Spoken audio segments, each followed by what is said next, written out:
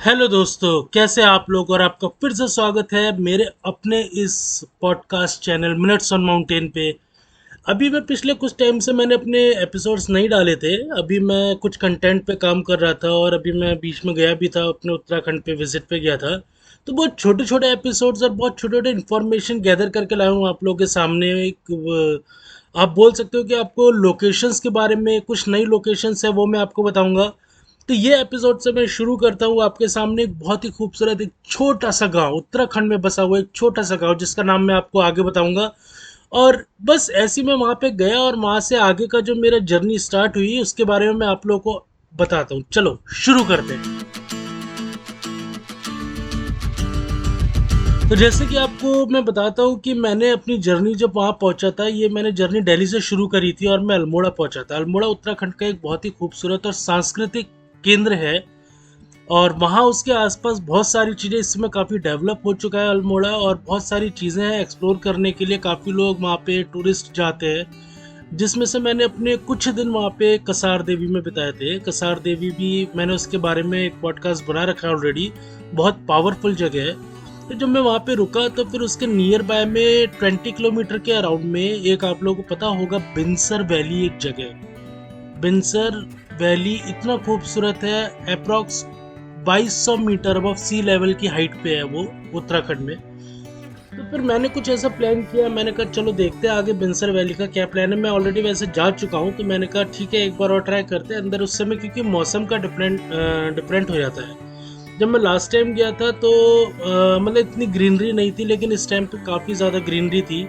तो मैंने अपनी जर्नी शुरू करी कसार देवी से। वहाँ पे मैं हॉस्टल में था। वहाँ से जब मैं आगे चला तो फिर मैंने देखा बहुत ज़्यादा खूबसूरत। फिर मैं रास्ते में पूछा, बात करी लोगों से। एक गोलू देवता मंदिर है, उनके दर्शन करे मैंने। गेराड़ गोलू करके जगह है वहाँ पे, बिनसर और कसार देवी के बीच में। उसके बाद में जब वहाँ पे चाय पीने बैठा तो मुझे कुछ लोगों ने बताया कि आप बिनसर ना जाए, क्योंकि बिनसर में अंदर सिर्फ जंगल है, एक वाइल्ड लाइफ सेंचुरी है। वहाँ आप इतना एक्सप्लोर नहीं करते। अगर आप ऑलरेडी जा चुके हो तो वहाँ पे और कुछ है नहीं करने के लिए। वहाँ सिर्फ पीसफुल है, आप वहाँ जाके रह सकते हो और अकेले अपने आप को 2 या 3 दिन 4 दिन खुद से बातें कर सकते हो, ऐसी जगह पे। लेकिन मुझे कुछ नया एक्सप्लोर करना था। तो उसके लिए फिर मैंने जब गांव वालों से बात करी तो उन्होंने मुझे बोला कि बिनसर वैली में एक बहुत खूबसूरत गांव आता है जिसका नाम है बसोली विलेज। वो बसोली बिनसर के जो चेक पॉइंट है जहाँ पे आपकी टिकट कटती है, वहाँ से आपका 9 या 10 किलोमीटर की दूरी पे, और बिल्कुल मतलब डाउन पे जब आप उतरते हो तब है। और वो रास्ता जाता है सोमेश्वर और कौसानी की तरफ। तो बहुत ही गुड। मैंने कहा चलो देखते हैं आगे यार। बिनसर तो हम ऑलरेडी एक्सप्लोर कर ही चुके हैं, तो क्यों ना इस छोटे से गांव को हमें एक्सप्लोर करना चाहिए।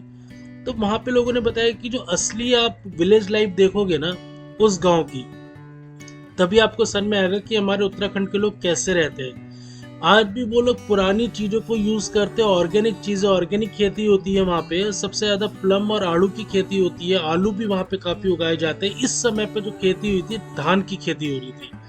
तो हमने चलो ठीक है, रास्ता देखा। रास्ता मतलब आप ये बिलीव कीजिए कि उस जगह पे कोई जाता ही नहीं है। वो रास्ता ऐसा है ही नहीं कॉमर्शियल भीड़ वाला। मुझे लग रहा था मैं अकेले ही अपनी गाड़ी चला रहा हूँ और चलता जा रहा था। काफ़ी नीचे की तरफ जा रहा था, डाउनवर्ड्स की तरफ था।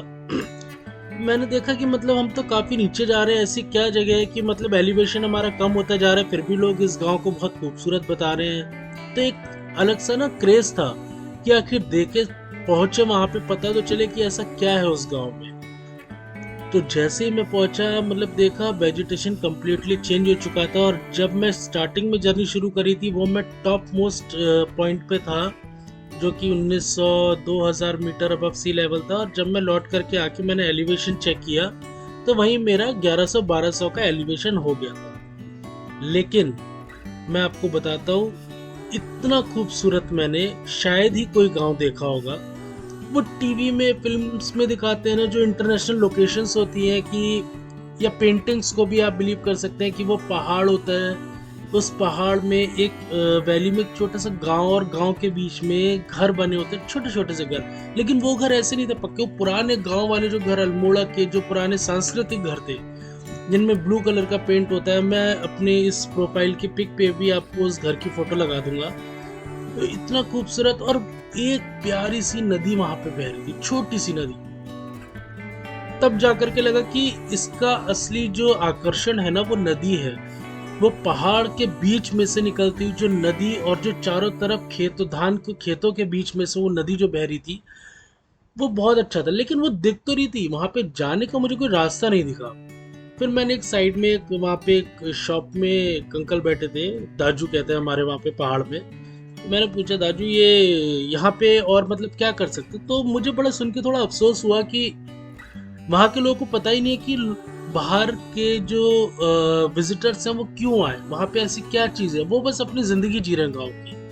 तब उन्होंने, बेटा कुछ नहीं है यहाँ पे, ऐसा ही है। मैंने कहा नहीं, यहाँ कुछ तो ज़रूर होगा, मैं एक बार फिर भी एक्सप्लोर करता हूँ। मैंने कहा अंकल ये बताइए कि उस नदी तक कैसे पहुँचा जा सकता है? तब उन्होंने बताया कि बेटा नदी तक पहुँचने के लिए ना पीछे से एक रास्ता गया है, जो पुल क्रॉस करोगे और उसके दूसरी साइड पे, पहाड़ की दूसरी तरफ पे वो नदी पड़ेगी, तो आप वहाँ पे जा सकते हो। तो हो सकता है उनके लिए वो रोज की चीज़ हो, उनको नहीं पसंद, मतलब क्या ही पसंद करेंगे, उनके लिए रोज का काम, रोज नदी देखते हैं, रोज खेती करते हैं, रोज वही खाना बनाते हैं। हम लोगों के लिए बहुत ही डिफरेंट जगह थी, मतलब इतना खूबसूरत एक पहाड़ों के गोद में बसा हुआ एक ऐसा शहर। तो मैंने अपनी गाड़ी घुमाई थोड़ा सा, वो ऑफ रोड वाला था रास्ता और सिंगल लेन था, मतलब एक गाड़ी जा सकती थी। और उस जगह पे कम से कम 1-1.5 किलोमीटर के बाद में वो पुल क्रॉस करके जब मैंने देखा, मैं नदी के बिल्कुल करीब आ चुका था। फिर वहां पे देखा कि नीचे उतरने का रास्ता क्या है, तो एक घर बना हुआ था। उस घर पे से हमने कहा चलो ट्राई करते हैं यहाँ से हम लोग नदी की तरफ बढ़ने के लिए।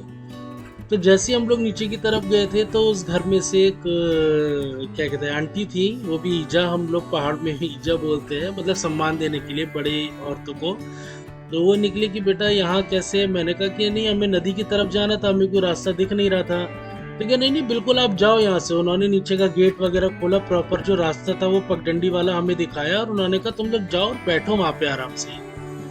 और आप बिलीव नहीं करेंगे, उस नदी के साथ में और उस समय पे आसमान पे काले बादल छा चुके थे, और वो गांव इतना खूबसूरत हो चुका था, इतनी हरियाली थी, इतनी धान की खेती थी। और जिस जगह पे उन्होंने रास्ता खोला था, उसके बगल में एक छोटा सा एक कमरा था। वो पहाड़ी घर जो कमरे होते हैं ना, पत्थरों के बने हुए, उस पत्थर पे मैंने देखा बाहर एक चक्की लगी हुई है। उस चक्की के लिए जब मैं काफ़ी सोच रहा था, मैंने कहा हो सकता है शायद कुछ इन लोगों का अपना होगा, यहीं पे आकर के वो लोग पीसते होंगे अपना खाना वगैरह, गेहूं जो भी, दाल वाल जो पीसते हैं, मसाले वगैरह। फिर क्या था, हम लोग जब नीचे पहुंचे, थोड़ा सा मतलब हमें अच्छा लगा, हमने थोड़ा सा उस रिवर साइड को एंजॉय किया। मैं, मेरी फैमिली थी काफ़ी, हम लोग उसको एंजॉय कर रहे थे। पहाड़ी लोग इतने अच्छे होते हैं कि पीछे से एक आवाज़ लगाई उन्हीं आंटी ने, उन्होंने कहा बेटा आप लोग आए हो तो मैंने आप लोगों के लिए चाय बनाई है। और स्टील के छोटे छोटे ग्लासों में उन्होंने जो पहाड़ी चाय थी वो अपने आप लेकर के अपने घर से बना करके लेके आए। इतना अच्छा लगा देख के कि इतने अच्छे स्वभाव के लोग हैं वहाँ पे, वो कितना वेलकम करते हैं बाहर के लोगों को। और उन्होंने साथ में बैठ के नदी के किनारे जो उन्होंने चाय पी और कुछ बातें, उन्होंने उस जगह के जो कमरा मैं बता रहा था ना उसके बारे में मुझे बहुत ही दिलचस्प बात बताई थी। तो उन्होंने बोला वहाँ पहाड़ पे उस घर में और उस एरिया में उनको ठाट बोलते हैं। वो ठाट होता है कि जब नदी, जब झरने से जो पानी बह के आता है ना, उस झरने के पानी से जो एक मैकेनिज्म उन्होंने इस कमरे में लगाया था, उससे वो चक्की अपने आप रोटेट करती है जब प्रेशर पड़ता है पाइप के थ्रू। और जब वो चक्की अपने आप रोटेट करती है तो उसमें ह्यूमन एफर्ट्स नहीं लगाया जाता है, और वो अपने आप चक्की घूम के वो लोग अपने गेहूं पीसते हैं।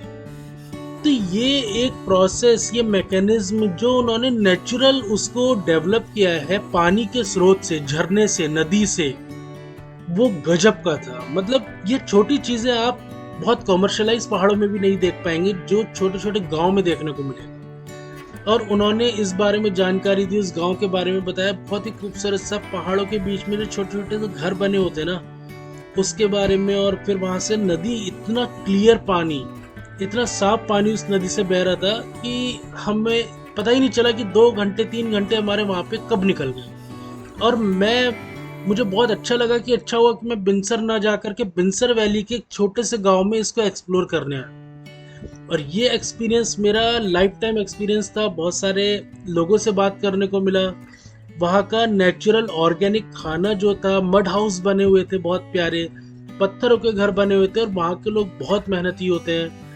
लेकिन वो इस दुनिया से कटे हुए हैं, उनको पता भी नहीं है कि बाहर के लोग वहाँ क्यों आना चाहते हैं, कैसे वेलकम। मैं तो कहता हूँ उन लोगों को और अप्रोच किया जाना चाहिए।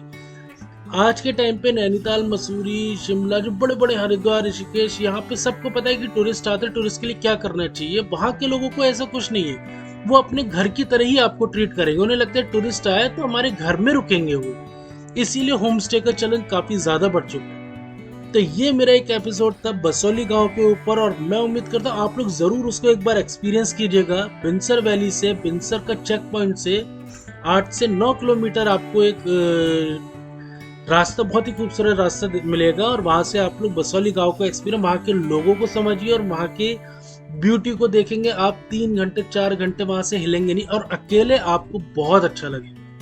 अगर खुद एक अकेलापन आप फील करते हैं ना, और वहां जाके लगता है कि नहीं मैं खुद से बात करूं, खुद से समझूं, और एक पीस चाहिए, शांति चाहिए, तो ऐसे ऐसे बहुत से गांव हैं जो लोगों को नहीं पता। उनमें से एक गांव के बारे में मैंने आपको बताया।